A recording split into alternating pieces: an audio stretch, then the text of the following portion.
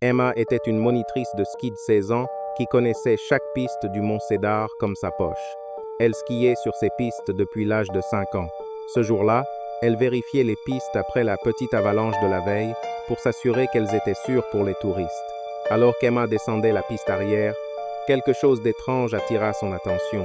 Là où la neige avait été importée par l'avalanche, elle aperçut quelque chose qui n'était absolument pas censé être là. On aurait dit une porte métallique encastrée dans le flanc rocheux de la montagne. Emma arrêta ses skis et fixa du regard. Elle avait emprunté cette piste des centaines de fois, mais elle n'avait jamais vu cette porte auparavant. L'avalanche avait dû la découvrir.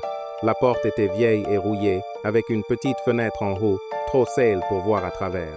Son cœur se mit à battre plus fort. Que faisait une porte au milieu de nulle part? Emma regarda autour d'elle pour s'assurer que personne ne la regardait, puis se dirigea prudemment vers l'entrée mystérieuse. La porte était munie d'une lourde poignée en métal.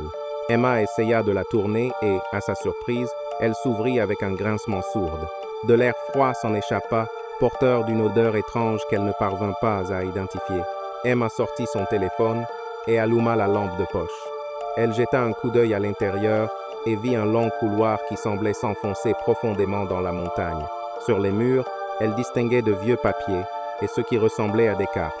Emma s'avança juste assez pour lire un des papiers accrochés au mur.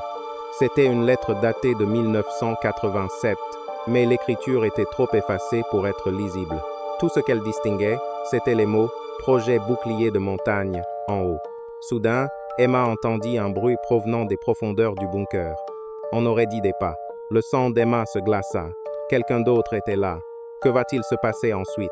Si vous voulez savoir ce qui se passe ensuite, commentez « Livre » pour la partie 2.